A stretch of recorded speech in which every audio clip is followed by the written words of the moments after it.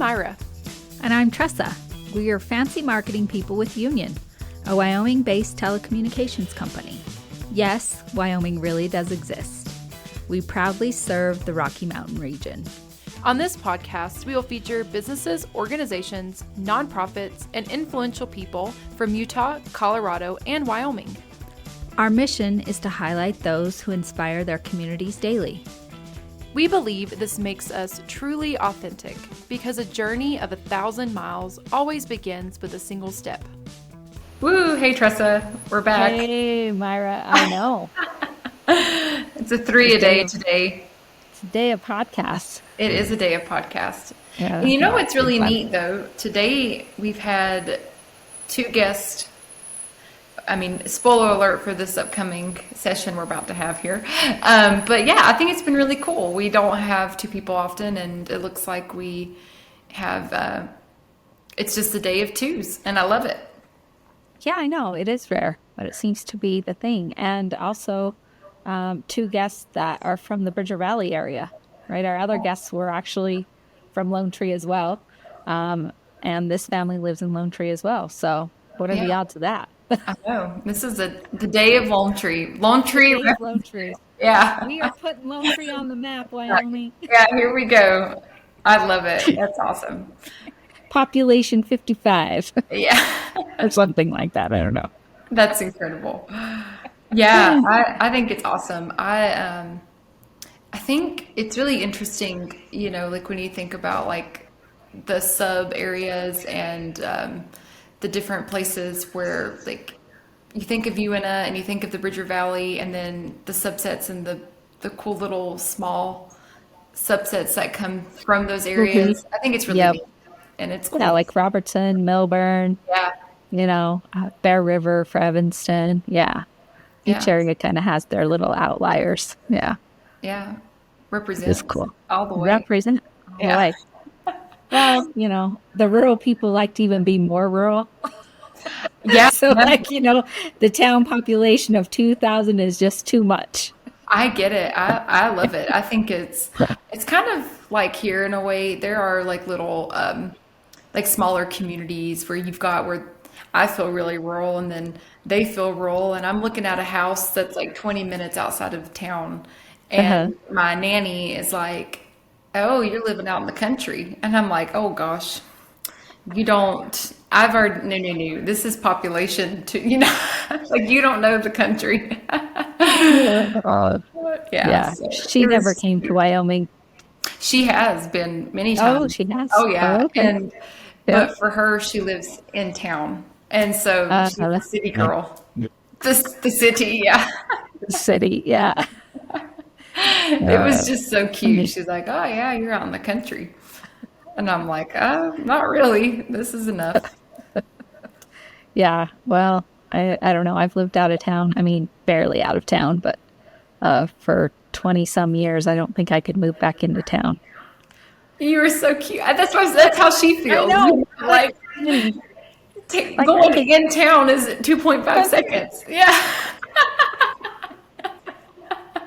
You're like, you can walk to town, to be honest. I can walk to town. Yeah. I was thinking about that today because I'm like, okay, we just started Union. Every year we do a water walkathon, and that started yesterday. So I was like, oh, maybe I should just start walking to work to get in my steps. Yeah. I mean, I think I could be here in, what do you think, 5 minutes? Probably 10. 10. I'd give it 10. Probably 10. Going down your hill. Are you going to go down? No, Myra. I thought, no, I don't want to walk down my hill. I live on this huge hill. I'm going to drive to the sheriff's office. That's what I'm saying. Yeah, you got to go. You got to get out of the dirt road down the hill and then park. Yeah. And then I'll park and then I'll walk. Yeah. Yeah, because I'm like, you're walking back up that thing. I'd like to see it. I ain't walking back up that hill. I'll have the drone follow you. I'd like to. We'll have it for the next episode. Tressa walks to work, and the drone just follows you all the way, watching you go up the hill. You'd have to use like an ice pick, you know. I walk up the hill all the time. It's not that bad. Awesome. Well, I'm so excited. I know we gave away that the family's from Lonetree. We've got 2 guests. But today on the podcast, we have the owners of Beck Ranch, Annalisa Beck and Dana Beck. Hi, guys. Welcome, Hi. guys. It's nice to see you. Yeah, you too. We're excited to have you on today. Thank you. Yeah, thanks. Do you want to like start out telling us a little bit of the history of your ranch and how it started? And Oh gosh, well, we've been here. We bought the ranch about 9 years ago, and we moved up from Utah, and we bought the ranch. It's an old historic ranch, been around for over 100 years. The home we live in's over 100 years old, and a lot different from where we came from. But the idea when we first moved up here was just to kind of ease into retirement and out of the hustle and bustle of our professional careers, and we tried that for a while and hated every second of it. And so We don't sit still very we didn't. You didn't like that. We didn't I love last it. very long that way. It just didn't fit us. But I tell you, we just love Lonetree. I mean, we could not have picked a more perfect place. I mean, we're surrounded by just terrific people, Yeah. a lot of history, beautiful place, a beautiful ranch. Don't know how we got so lucky. We still to this day step outside every morning and can't believe our luck, and just couldn't have worked out better. So Well, and it's nice because now we have 2 of our 6 kids living on the ranch with us, and they're able to participate. One works full time, and the others just, hop in when they can. Our daughter helps with social media. Our son-in-law will come help when we're branding or doing big things, and our granddaughter has learned how to ride a horse, and she's now trying to take over Grandpa's horse. So it's just been nice. It's just been a good move for our family. Yeah, it's been a good place. she lets me borrow my horse Yeah, once in a while. yeah, I was going to say On it's already occasion. taken over. Great. Yeah, Yeah. yeah. She's going to So- win that one. Yeah, can you talk a little bit about, like, obviously Beck Ranch is a ranch, but you guys are way more than that. Can you talk about some of the products and services and what the ranch produces, and a little bit about that? Yeah, so we have kind of 2 different arms of the ranch. Dana and the guys, there's the ranch, there's the cows, there's the irrigation, the hay, all of that stuff that goes along with the ranch. And we chose to not sell our calves when they were babies, which is kind of the traditional way to operate a ranch. It just wasn't working out for us. So we chose to hold our calves until they're almost between 2 and 3 years old, and then we sell them as beef. Oh, So we, Dana grows them. They're all naturally grass-fed, grass-finished, no antibiotics, no hormones. Then they're taken to the slaughterhouse, and we bring them back here, and we ship them out all over the country. So that's our main product, is the beef. okay. Okay. But as you can kind of see behind us, we have a little store here in Lonetree, which is frequented by the neighbors mostly for the ice cream. But everything that we have in here is local. So we offer, Shumway ice cream. We offer black gold jelly out of Rock Springs. We offer Monster Buck coffee out of Rock Springs.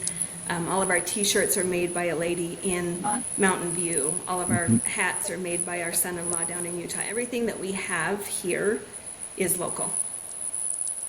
Oh, wow. That's cool. amazing. I'm disappointed. I had no idea that you guys existed until Tressa come told on me about you. I know. Well, now I'm going to be in town in a couple weeks, and I'm putting it on my list of things that either Tressa has to drive me or I'm taking the Union car to see, because I'll be sure. Take a field trip out there.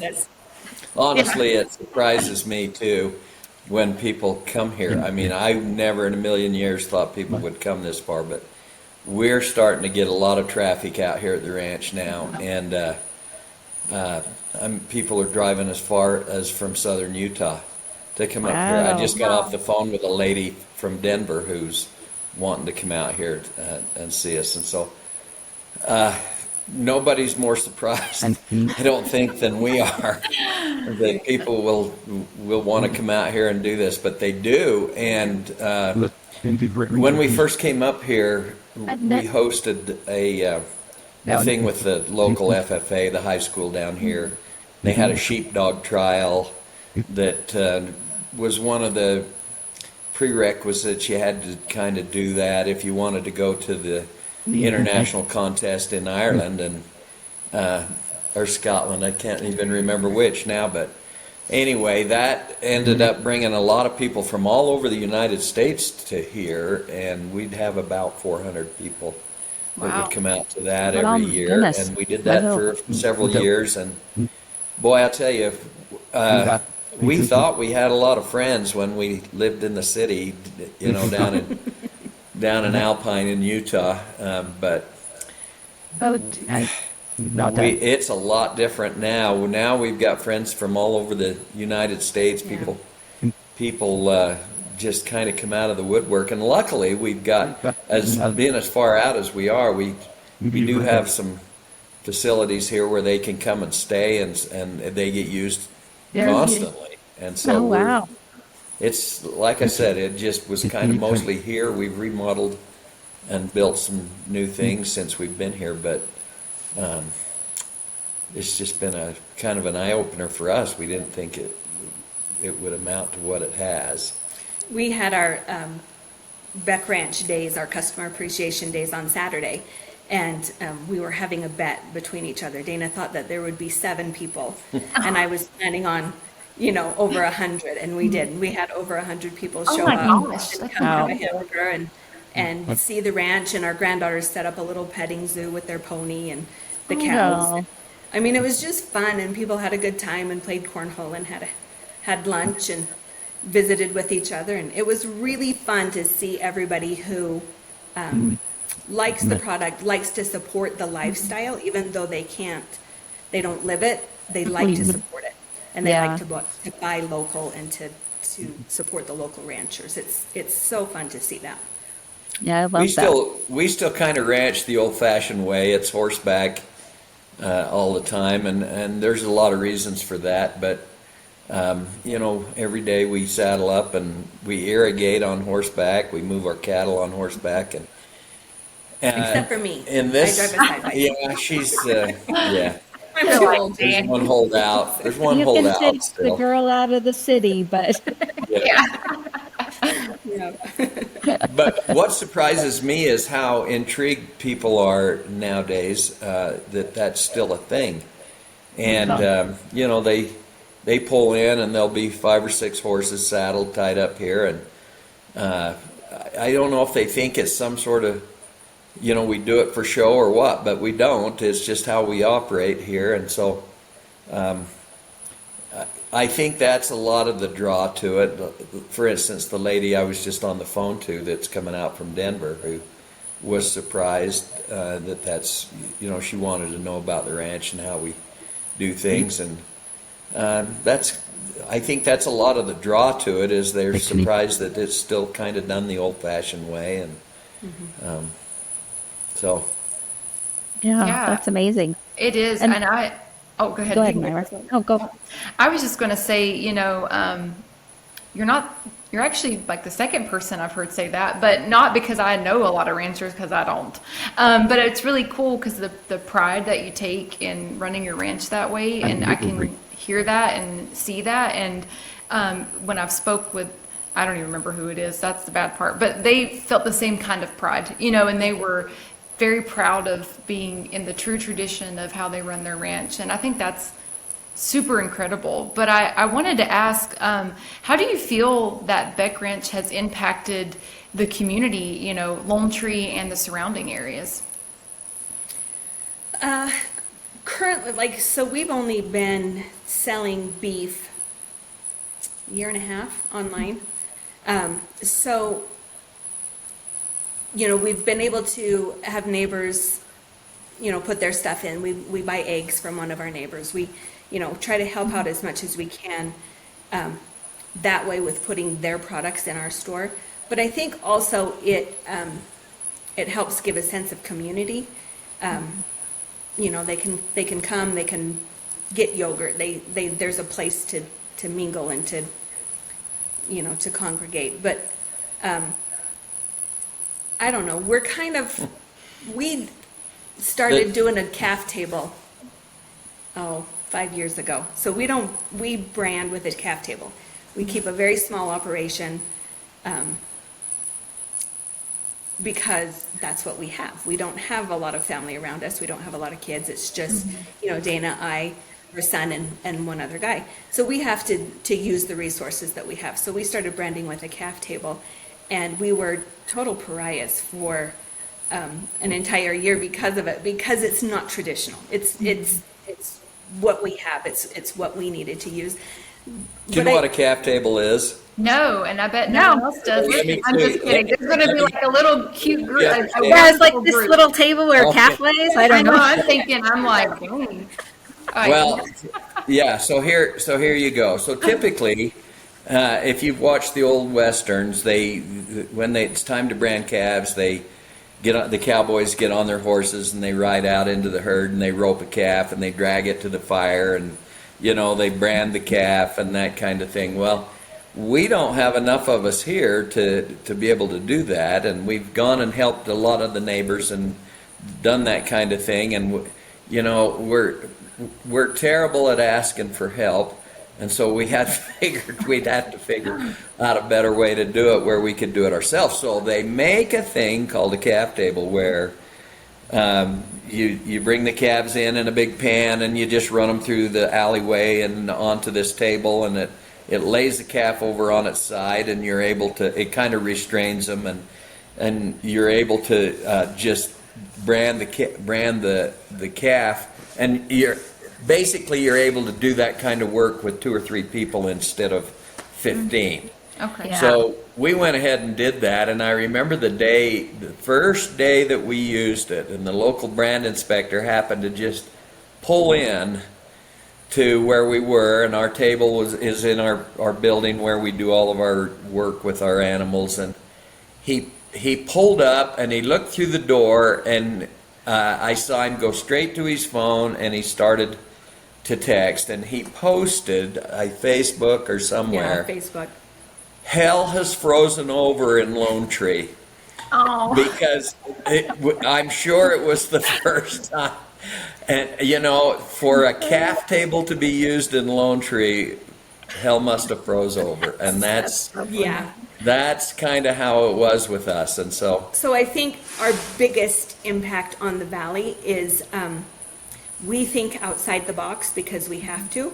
And it is allowing other people to think outside the box. I think that has been our biggest impact with. Well, I think they do anyway. I mean, we live with a pretty progressive bunch here, Yeah. but I know when we first started to hold our calves and finish them ourselves and, market them ourselves online and that kind of thing, that's a completely different way than everybody pretty much does things. And I know I had some really interesting conversations with neighbors about that at the beginning, and I don't think there was not a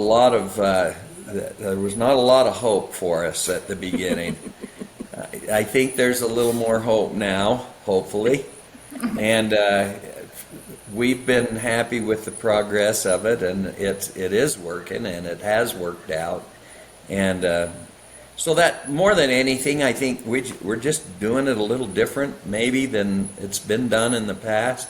Doesn't mean we're doing it better or that it's any more right. It's just different. But it allows other people to think differently as well, and not just do it the same way, the same way. I like that point of view. Instead of being like, oh, why am I, you are honest with yourselves, hey, I want to do this. I love this lifestyle, but I can't do this a certain way because we don't have the people. We're doing it a little different. And I love your positive point of view about it, instead of trying to go back to what you think you should be doing.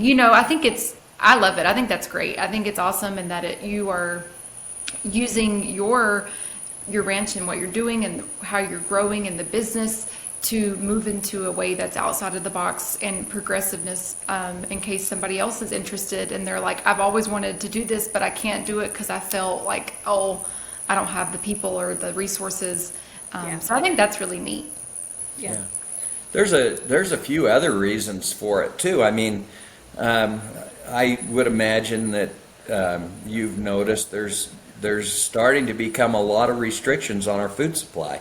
You know, we saw that during COVID where things shut down, the prices are going through the roof, those kinds of things. You know, the meat business is controlled basically by a handful of packers that literally control 98% of the meat supply, and not only beef but pork and chicken too. And you know, we just didn't really want to be constrained by that. We're trying to move away from anything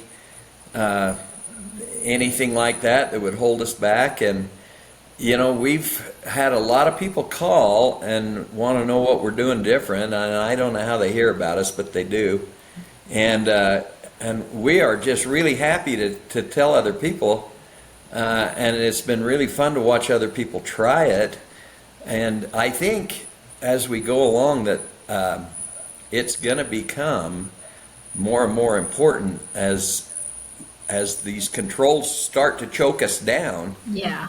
For this new way we're doing things to kind of open it all back up again, you know, and so people are able to just go direct to a rancher instead of having to, you know, go through the usual supply chain for food.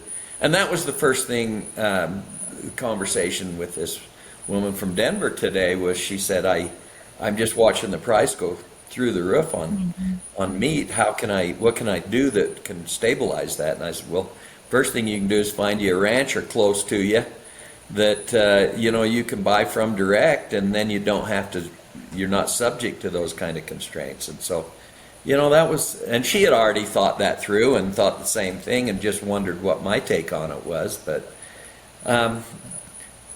every time I get a phone call like that, and it's more and more common all the time, I'm amazed at how people are starting to think a little bit more along those lines. Well, and another thing that they're thinking of is what goes into their food. I think people are starting to recognize, you know, you can't just grab a box of crackers off the shelf and call it healthy. And people are very conscious now about what goes into their food, how it's made. You know, the organic movement, I think, started that, and then it just has kept going. And a lot of people like the grass-fed. A lot of people like the no grains, no hormones, no antibiotics. You know, the taste is different, and you can taste the difference. We had a guy this morning text us and say, you know, he's in Texas and he buys grass-fed meat in Texas. And he said, I don't know how to explain it, but I think I taste Wyoming in your beef. You know, because the grass profile is different, the altitude is different, that everything is different, and so you can taste where it comes from. And you can taste that it's healthy. I mean, if you're going to sit your child on the couch and give them a box of cookies, it's not going to be a healthy child. It's the same thing with a cow. If you're going to confine them in a feedlot and feed it full of grain, you're not going to have a healthy cow, and you're not going to have healthy meat. And I think people are very conscious and worried about what they're putting into their bodies and on their family's table. Yeah, I mean, that's what drew me. I actually ordered from you. I found you through that same kind of conversation with a friend, right? Like, how do I find more healthy protein, right? Yeah. And I wasn't looking for beef specifically. I was looking for chicken, which led me to you. And then the yogurt, finding out that I could get that was, you know, from a local, I think that's from Star Valley. Yeah. Right. And then the other cool thing you do that I really want the viewers to hear is, like, in the surrounding areas is I can order and then you bring it to me at, like, the grocery store here. I just can run down, grab my order from you and take it home. And I think you deliver to Mountain View, Evanston, and Rock Springs. Is that correct? We do. So every Wednesday, we have two different routes, and one is the Valley in Evanston, and one is Rock Springs in Green River. So we have meeting points so that people can pick up for free if they don't want to pay for home delivery, or we can bring it to your home for an extra fee. We also ship UPS all over the country. We ship out every Monday, so it gets there on Wednesday. And people really enjoy it. And we have a program where, because we have to buy insulated liners to keep our boxes cold inside and the product frozen. So we have a program where they can put a book inside their box and mail it back to us using media rate through the postal service. And that way we can recycle the liner and reuse it again, which is helpful for us. And then we give them a free pound of ground beef on their next order.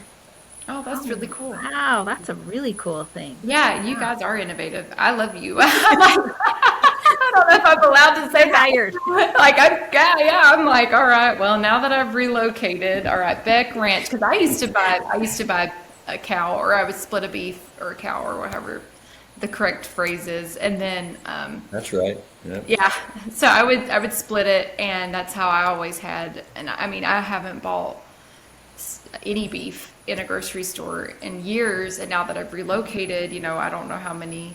I'm sure. Well, there's a person. Oh gosh, Madison Bumgarner, who was the pitcher for the Giants. He has a Wagyu farm. So unless I want to go get Wagyu only, I don't know about that. But yeah. So this is great. That's really neat. It's really neat, and I think that the reason that I started buying my own beef and, you know, splitting a cow is because, one, the cost of beef is outrageous, and two, the health of it. You know, I know what's going on, and when you have something like that available to you to get more natural, you know, this is the way of the world right now. People are seeking that out. They want that. And so what you're doing, I think you're impacting locally, but you're also making a difference across the nation that you can ship to. And, you know, the program that's super innovative, you know, to recycle. I mean, you guys are doing all the things. I think it's incredible. Yeah. That is well, and like Tressa said, we have, you know, chicken and pork that we have found from a supplier down in Salt Lake, and he gets those from organic farms. So we feel like the way that they're raised kind of correlates with how we raise our cows, and so we're glad that we can serve that product as well, and not just. And we have a lot of people. We have a lady in Star, Idaho, and her husband is a butcher at Costco, and she will only eat our meat. Wow. So, and he tells all of his Costco clients to go to beckranch.com and buy it there. So, that's awesome. Yeah. Yeah, it's awesome. We love it. You know, I'll tell you, one of the most exciting things that's coming up now, though, is the weak link that we've had is because we ship out of state.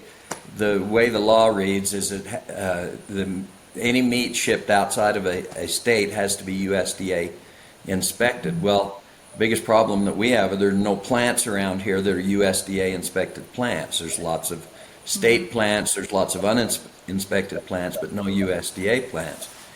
So for the last 2.5 years, we've been in the slow bureaucratic process of permitting our own plant right here at the ranch. And this past week, we've just got our permits to build our own USDA processing plant right here at the ranch. So there's the news of the day. We haven't spread that out much, but we just got that this past week, and we're just in the process right now of tearing fences down and getting ready to break ground and build our own plant right here. So our cattle will be born right here, they will be finished right here, and they will be processed right here and never ever leave the ranch. And you know, we'll also open that up to the other local neighbors and other people who want to do the same thing that we're doing. It'll give them here in Southwest Wyoming a USDA plant that they can process. Currently, we're having to go clear into Utah, and it creates a 14-hour day every time, and so hopefully we'll be able to help a lot of people out with that. So so more industry, construction on his side and accounting on my side. So that's our specialty. So Dana, with that plant coming in, like, will that bring in jobs? Like, what does it take to run a plant like that? Yeah, it does. It does. It will. And that, you know, there was a couple of reasons we wanted to do that. We wanted to open up some jobs for some of our other children, if they wanted to come up and their families to be involved here on the ranch. But also, I mean, there's not a lot of jobs in Lonetree, and we'll become instantly the largest employer in the valley when we hire 2 people. Yeah. You know what I mean? Will. Yes, you will. It's not like we're gonna change the economics of Wyoming a lot, but yes, it will help. It will help, and it'll open up some jobs. And I would assume that would grow as time goes on. Yeah. Yeah. You might be You know, changing the impact.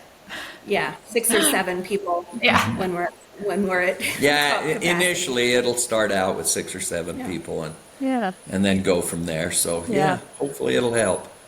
Yeah, that's wonderful. Well, this has been awesome to hear all of this, and I've learned a lot today. So we really appreciate you guys taking the time to talk to us today and Thank you for having tell us us on. your story. Yeah. There's always one last question we ask all of our guests, and that's, how do you stay authentic? Oh, for me, it's just realizing sometimes I'm not as cool as I think I am.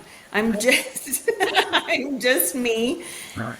Just be me, and don't get too big for my britches. I don't know about Dana. Well, I know I'm not cool, so that's an easy one for me. Staying authentic in my case, I mean, we split the duties on this ranch. I raise the beef and she sells them. And so you're going to hear a lot more from Annalisa over the upcoming time than you ever will from me, which suits me just fine. And I'll just continue to saddle that horse and irrigate on horseback. Yeah. Waking up at midnight calving in the dead of winter kind of keeps you humble. So it's going to be easy to That's stay so authentic where we are. That is absolutely true. Well, you've got 2 fans here from Tressa and Myra. I mean, some of the stuff that you've done and the innovation is pretty cool to hear about. So Absolutely. we think Thank it's you. pretty cool. We think you're really cool. I do. I said I love you, so I don't even say that. We're just on our first date, and I'm like, so I think you're great. Thank you. We appreciate that so much. Yeah. Well, thanks again. We appreciate it. You're welcome. Thanks for having us. Yeah. Well, until next time. Stay Thanks. authentic.